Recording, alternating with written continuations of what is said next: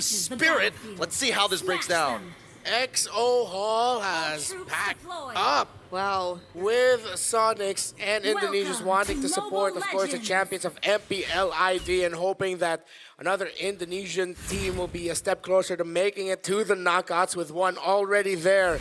Meanwhile, for Team Spirit, we're waiting to see if Hiko Mania will finally make a triumphant comeback.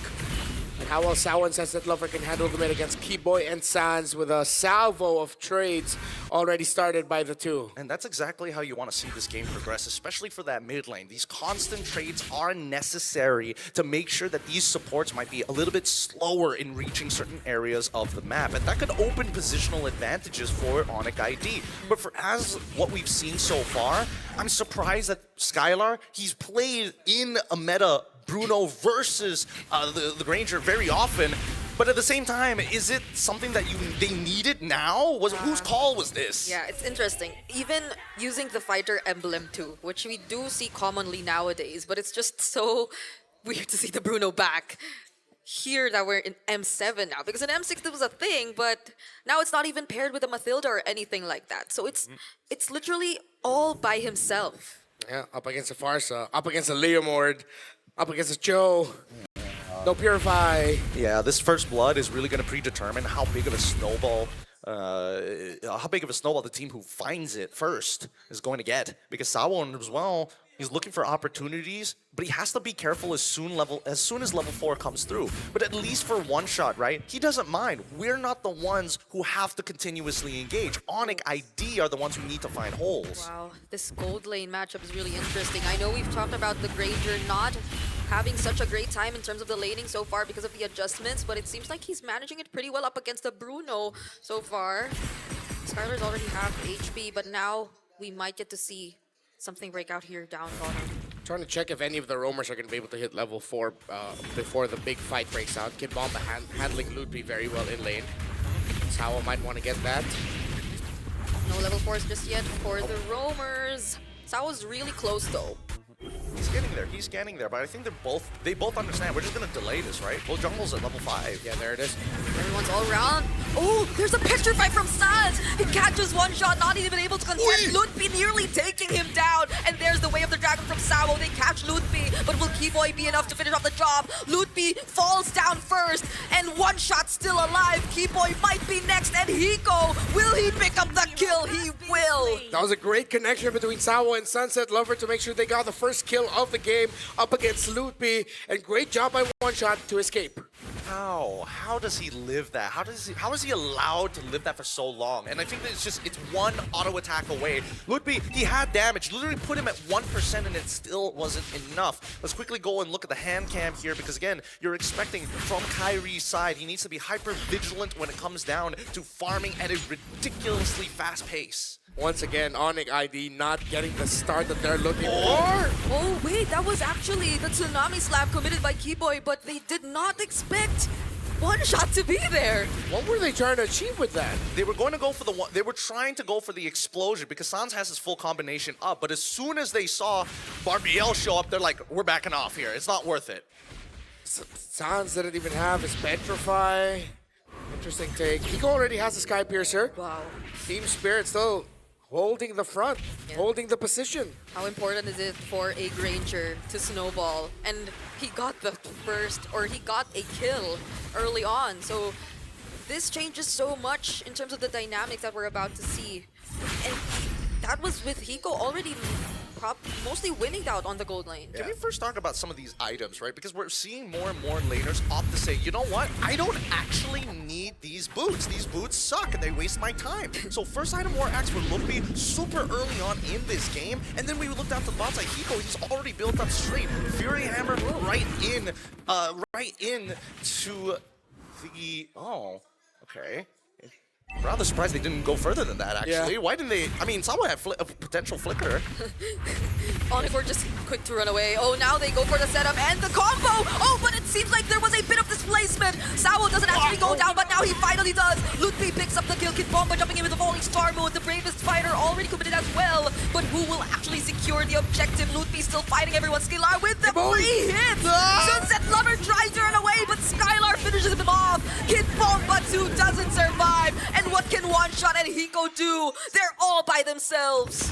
Skylar and this signature pick, Bruno. Whether it be Bruno or Irithel, give him crit, he will carry. Sunset Lover held on to that feathered airstrike, but the members of ONIC were waiting. Ludwig still had the bravest fighter up for Sunset Lover to go back, and now Team Spirit, even though they had a Sky Piercer on Hiko's Granger, they could not hold on long enough to chain some kills. ONIC also juggled the hits from the Death Sonata. Now we're seeing shades of the ONIC that we're more familiar with. For sure. And Ludwig, again, he wasn't discouraged after what happened the first time trying to get Sunset Lover. The second time, even braver, but he made sure that Sawa was out of the question as he utilizes his flicker to ensure spell. So again, in terms of resource management, ONIC ID is just etching out Team Spirit ever so slightly.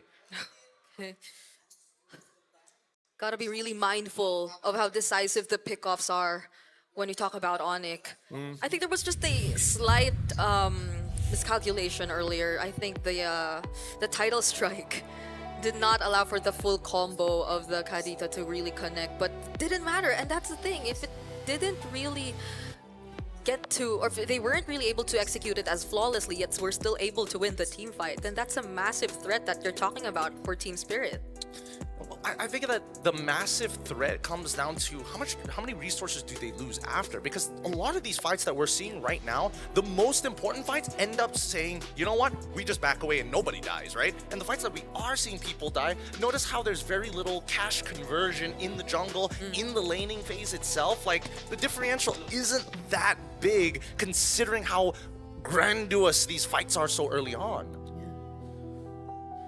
I'm trying to think here of what Team Spirit could do a little bit better, because I feel like that last engagement, it seemed like they were able to check their conditions. Ludwig had to commit the flicker to finally finish off Sawa, who initially was able to get away from the initial blasts of ONIC, and then they were moving well together as a team. They made sure that Hiko was well backed up.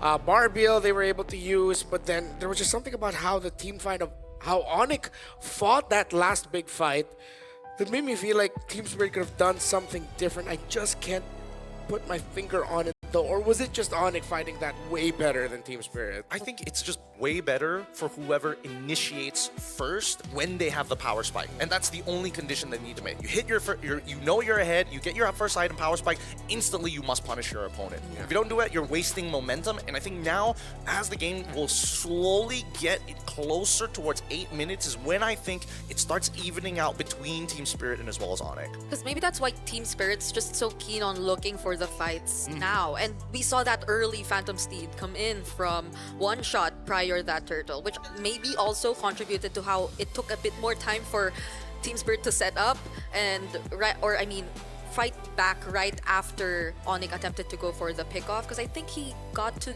use Barbiel again later into the fight, a bit more later into the fight. Yeah, that was twice.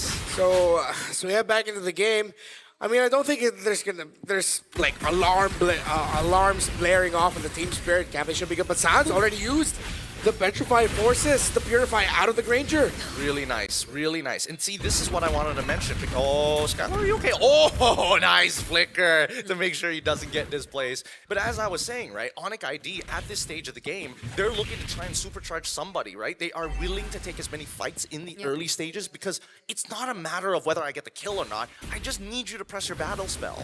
Yeah, you force him out. Keyboy doesn't continue that attempt, but this is a 5-man rotation towards the gold lane. They're towards the turtle. Now, we see all members of ONIC. Sao trying to look for a target.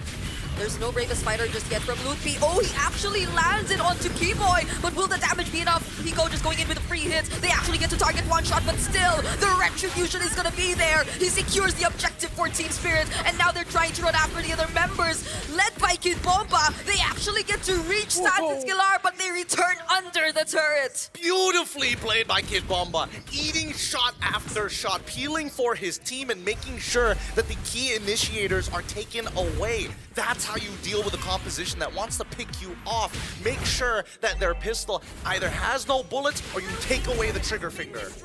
You're watching two champions go at it. Well, now Team Spirit, right after a big loss, again, we just said it, no alarm blaring in their camp. and they were able to fight that well. I like how Hiko was able to maximize his dashes to avoid the crowd control abilities of ONIC ID when they were going for that chase. And Team Spirit, 2,000 gold lead. This could climb up even more, considering that no first-tier towers have been broken by ONIC just yet. And One Shot now has a brute force breastplate. As we look at the win rate prediction brought to us by Realme 50 Pro 5G, 64% for Team Spirit. And this is off of a 2K gold lead, or a 2K deficit, some may say, right?